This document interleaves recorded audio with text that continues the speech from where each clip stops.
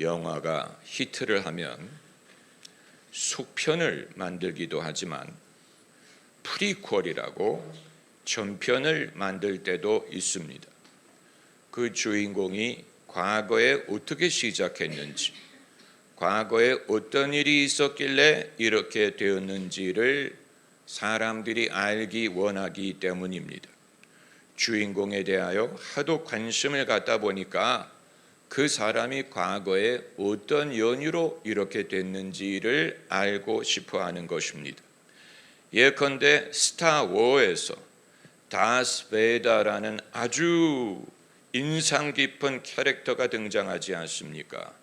마스크로 얼굴을 감싸고 숨소리가 거칠고 무서운 막강한 힘을 가진, 그런데 이 다스 베이더가 원래 누구였는지, 어떤 연유로 마스크를 쓰게 됐는지, 그걸 말하기 위해 스타워의 전편이 등장할 수 있었던 것이고, 그리고 제가 늘 말하는 영화 대부에 3편까지 나왔는데 만약에 4편을 만들 수 있었다면 그 주인공 비토 콜레오네가 어떻게 이민자의 위치에서 거대한 대부가 되었는지를 다뤘을 텐데, 그러나 작가가 세상을 떠났기 때문에 그 4편은 요원하게 되었습니다.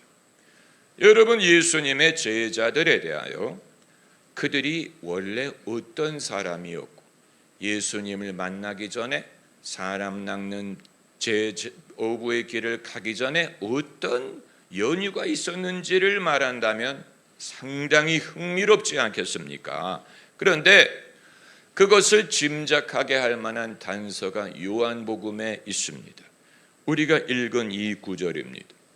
공관복음만을 봤을 때는 이들이 예수님을 처음 만난 순간에 이들이 등장합니다. 그러나 요한복음에는 이미 예수님 만나기 이전에 세례 요한의 제자였다. 여기에 두 제자란 말이 등장하는데 그 중에 하나는 안드레고, 이름을 말하지 않는 사람은 아마 요한이 아니었을까? 이 책을 쓴 저자가 원래 세례 요한의 제자 출신이 아니었을까? 그렇다면 이들이 예수님을 만난 그 순간에 비로소 제자의 길에 들어선 것이 아니고 그 이전에 이미 세례 요한의 제자였고 이미 메시아를 기다리고 있던 사람인데, 세례 요한의 증거에 의해 이들이 예수님을 지목하게 되고 예수님을 쫓게 되었다는 사실을 말하고 있는 것이고, 이들이 예수님과 대화를 터는 첫 질문이 나를 도와달라라든가 나를 고쳐달라라든가 우리 애가 귀신이 들렸다든가 이런 어떤 청탁, 어떤 부탁의 말이 아니고 랍비요 어디 계시오니까, 아주 인간적이고 예수님에 대한 강한 호기심과 관심을 갖고 있는 질문에서 이 대화를 시작했다는 사실과 예수님의 대답은 아주 짧고 단순했는데 와 보라, come and see. 여러분, 이 대답은 예수님이 쿨하기 위해, 힙하기 위해 이런 짧은 말씀을 하신 것이 아니고 이것은 소위 참여형 질문이, 참여형 진리, participatory truth. 공자의 말은 참여형이 없죠. 이러와 저래와 공자와 맹자와, 소크라테스, 플라톤도 마찬가지고 석가모니도 마찬가지. 그러나 예수님의 말씀은 그냥 듣고 생각하고 이치를 터득하는 것이 아니고 참여하는 것을 통하여, 참여를 통하여, 행동을 통하여. 일하지 않는 믿음은 죽은 믿음이다. 행함이 없는 믿음은 죽은 믿음이라고 했기 때문에 예수님에 대한 믿음은 행동을 낳는 믿음, 행동을 유발하는 믿음, 참여를 가능하게 하는 믿음, 참여를 통하여 깨닫게 되는 것이기 때문에 만일 여러분에게 오랫동안 교회를 다녔어도 막연한 진리가 있다면, 깨달을 듯 깨달을 듯 깨달아지지 않는 것이 있다면 그건 더 생각하고 배워서 얻을 수 있는 것이 아니고, 이건 와 보라라고 하신 말씀대로 내가 직접 가보기 전에는 볼 수 없는 것입니다. 예수께서 이들에게 와 보라라고 말씀하시므로 이들이 이미 오랫동안 신앙생활을 한 사람들이, 신앙의 연조가 있는 사람들이 그냥 예사로운 신앙인이 아니고 선생 중에 선생, 세례 요한에게 배운 사람들인데, 그 연조가 어떠하든 이제 예수님을 쫓기 위하여 와 보라 이 말씀에 응하면서 예수님의 제자가 되는 새로운 여정을 시작했다는 사실은 우리 모두에게 시사하는 바가 큽니다. 여러분이나 저나 교회를 다녀본 지 오래됐어요. 태어났을 때부터 믿은 사람도 있고, 저는 설교자의 입장에서 이미 성경을 몇 번 가르쳤고 이미 얼마나 많은 것을 가르쳤습니까? 그런데 그럼에도 깨닫는 것은 저는 과거의 설교를 되풀이하지 않습니다. 과거의 설교 원고를 보존하지 않습니다.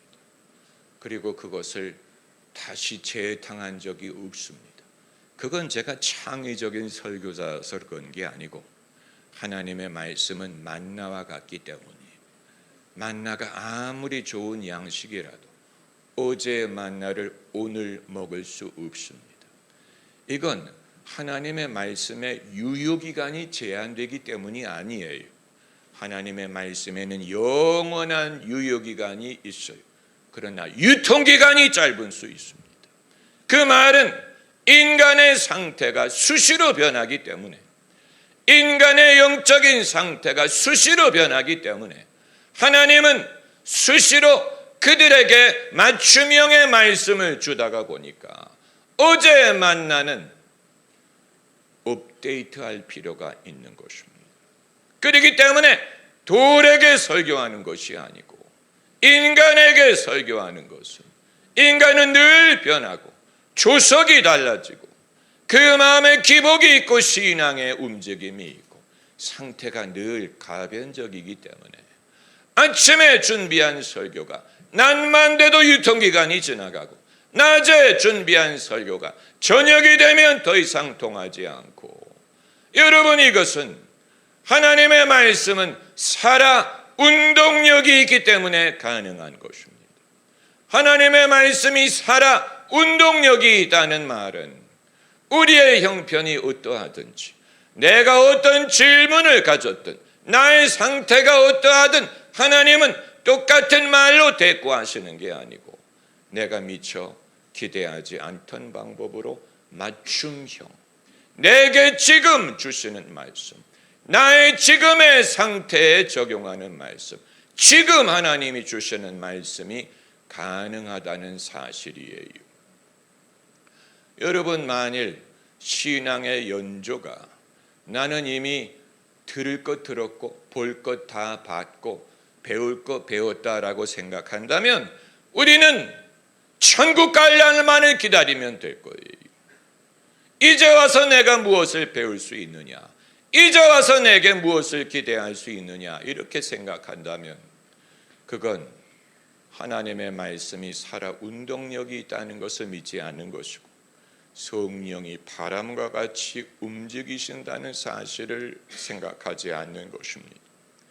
제가 이전에 부목사로 섬기던 교회에서 나와 교회를 개척하려고 할 때 담임 목사님이 저에게 다른 곳에 가서 이 교회와 똑같은 교회를 만들어라 이렇게 말씀하신 적이 있는데, 아마 그분은 좋은 의도에서 훌륭한 교회를 세우라는 뜻으로 말씀을 하셨겠지만, 여러분, 복사파는 성령을 쫓는 것이 아니에요. 어떤 분들은 푸른잔디교회가 이전 교회에서 마치 줄기가 나온 것처럼, 줄기가 새로운 줄기가 나온 것처럼 연장선이 아닐까라고 생각하는 분도 계시고, 연장선일 줄로 생각하고 교회를 찾아온 분도 계실 것입니다. 그러나 여러분, 연장선이라면 굳이 나올 필요가 없죠. 연장선이라면 이전 것을 지속하는 것이 낫죠. 그러나 이것은 연장선이 아니고 그것을 지속하는 것이 아니고 장소만 바꾸는 것이 아니고 저도 그렇고 여러분도 그렇고 하나님이 새롭게 하시는 일을 수용하기를 바라는 것입니다. 그래서 이제 내가 그동안에 배울 것 다 배우고 다 알 것 알고 뭐 산전수전을 겪고 이 골목 저 골목 다니면서 별별 것 보았는데 이제 와서 무슨 새로운 것이 가능할 수 있느냐? 그냥 이미 배운 것을 잘 보존해서 천국 갈 날을 기다릴 것이 아니냐. 여러분, 그러면 열심을 낼 이유가 뭐가 있고 뭐를 새로운 것을 기대할 수 있다는 말이에요. 저는 이 모래시계가 우리 모두의 인생을 모래시계에 비교할 수 있다면 모래시계는 위에 있는 모래가 아래로 쏟아지면서 점점 위의 모래는 줄어들고 아래 모래가 늘어나는 것이 모래시계 아닙니까? 우리의 인생이 모래시계 같다면 위에 있는 모래보다는 아래에 있는 모래가 점점 많아지는 추세죠. 우리 모두가 그래요. 위에 있는 모래보다는 아래에 쌓여가는 모래가 더 많아지는 추세입니다.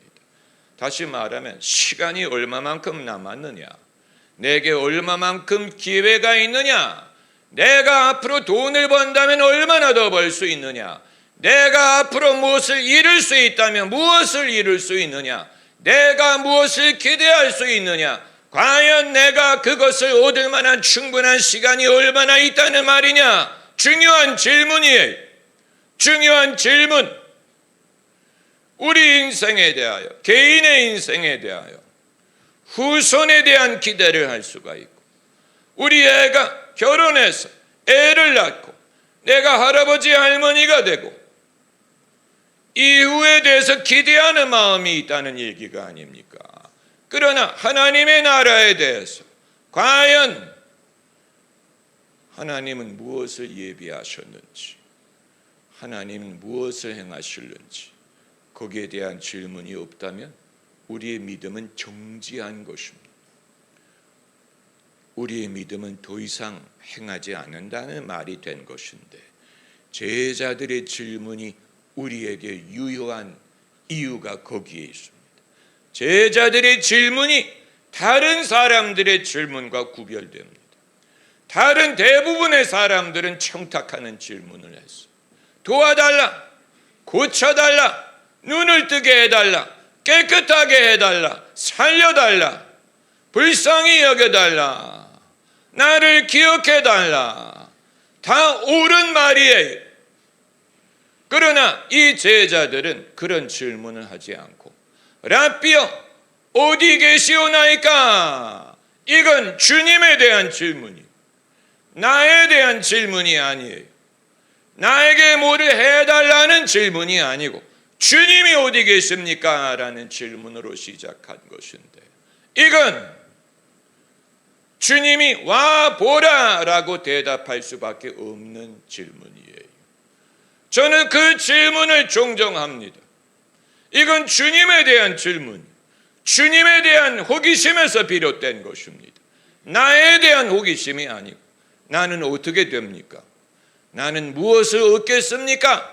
나는 무엇을 바랄 수 있습니까? 라는 질문이 아니고 주님은 어떤 일을 계획하십니까? 주님은 어디에 계십니까? 주님은 무엇을 하십니까? 주님은 어떤 계획을 갖고 계십니까? 주님은 어떤 방법을 갖고 계십니까? 내가 주님에게 무엇을 기대할 수 있습니까? 여러분, 이 질문에서 와 보라 이외에는 대답하실 말씀이 없다는 말은 참여형 신앙으로의 초청이 되는 것입니다. 더 이상 무엇을 받으려고 하고 혜택을 입고 나를 고객으로 여기고 하나님 나라의 손님으로 여기고 무엇을 얻기 위한, 혜택을 얻기 위한, 도움을 얻기 위한, 기도의 응답을 받기 위한, 그것도 대단한 일이지. 그러나 거기에서 끝나버린다면 이런 질문을 하지 않을 것입니다. 랍비여, 어디 계시나이까? 여기에서 이후에 똑같은 질문이 등장하죠. 어디 가시나이까? 어디로 가시나이까? 요한복음 14장입니까? 똑같은 질문. 거기에서 나는 길이요 진리요 생명이니, 이 말씀을 하신 것입니다. 여러분, 똑같은 신앙생활인데 왜 어떤 사람은 자기가 중심이 돼서 무엇을 받을 것, 내게 무엇을 달라, 그 범주를 벗어버리지 않는 사람이 있고, 그 관심과 호기심이 주님을 향하게 되는 것은, 여러분, 이건 진짜 믿음이 아니면 할 수 없는 질문이에요. 하나님이 계시다는 것도 겨우 믿는 사람은 이런 질문을 할 일이 없죠. 이건 주님이 계시는 것을 전제하고, 주님이 나의 왕이라는 것을 이미 전제하고, 이미 내 인생에 주님이 어떤 비중을 차지하는지에 대한 분명한 확신이 있지 않으면 이런 질문을 하지 않습니다. 주님은 어디 계십니까? 어디 머무십니까? 이후에 예수님이 거기에 대한 답변과 같은 말씀을 하신 적이 있죠. 공중의 새는 거할 곳이 있고 여우는 굴이 있으되 인자는 머리 둘 곳이 없다. 아주 의미심장한 말씀이, 이건 예수님이 무주택자라는 말씀을 하신 게 아니고 주님이 머무실 곳을 찾는다는 뜻입니다. 주님이 어디, 구유에 계셨던 주님이 이제는 어디에 머무시기를 원하십니까? 주님은 어디 계십니까? 이 답변을 토대로 그 답안을 찾으면 와 보는 사람과 함께 계십니다. 여러분, 이것은 참여형 진리예요. 그냥 이론적으로 배울 수 있는 게 아니에요. 성경 공부를 통해서 터득할 수 있는 게 아니에요. 신학교를 다녀서 배울 수 있는 게 아니고, 이건 내가 직접 참여함으로 터득하는 것입니다. 가봐야 볼 수 있는 거예요. 나의 가는 데에 좌우되는, 가봐야 경험할 수 있는, 가봐야 터득이 가능한 거예요. 가보기 전에는 이 모든 것은 이해할 수 없고 들리지 않고 눈에 보이지 않습니다. 하나님이 우리를 위하여 예비하신 모든 것은 눈으로 보지 못하고 귀로 듣지 못하고 마음으로도 깨닫지 못하나, 이건 성령으로 보이셨다는 말은 가볼 때 보게 되는 것입니다. 할렐루야. 가보라. 그러므로 처음 믿는 사람에게 해당하는 말씀이 아니고 이미 오랫동안 믿었어요. 이제 더 이상 새로운 것을 기대할 수가 없어요. 이제 무슨 새로운 역사를 기대하겠습니까? 성경에 등장하는 많은 믿음의 인물들이 그 시점에 있었죠. 사가랴와 엘리사벳, 나이가 많아 이제 내가 어떻게 아기를 얻는다는 말이냐. 그러나 주님이 그렇게 행하신 것이 아닙니까? 그렇게 해서 세례 요한이 태어난 게 아니에요. 아브라함과 사라는 말할 필요도 없죠. 모세도 마찬가지예요. 이미 은퇴한 지 오래됐는데 이미 무엇을 기대하겠습니까?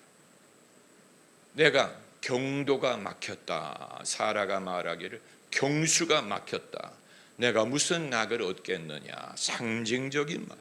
생명을 잉태할 시대가 이미 지나갔는데, 그러나 그런 사람들을 불러서 이삭을 얻게 하심으로 하나님의 나라를 확장하신 것을 믿는다면, 여러분, 우리도 내가 가보기 전까지는 결코 납득할 수 없고 얻을 수 없고 결코 내가 알 수 없는 하나님의 예비하신 것이 분명히 있는 것입니다. 여러분에게 제가 권고할 수 있는 유일한 말이 똑같은 말이 와 보라. 가서 보세요. 가서 무엇이 예비됐는지를 여러분이 직접 보세요. 기독교 문화에 의존하지 말고 교회 전통에 기대려고 하지 말고, 가문의 전통에 기대려고 하지 말고, 각 사람이 가 보세요. 무엇을 예비하셨는지, 주님이 어떤 일을 하시는지, 어디에서 일하시는지, 어디에 계시는지 내가 가서 볼 것입니다. 남의 말을 듣고 하는 것이 아니고 내가 가서 보게 되면, 할렐루야, beginning of the gospel, 복음의 시작이라, 시작하시는 하나님의 역사를 보게 됩니다. 할렐루야, 할렐루야, 할렐루야, 할렐루야.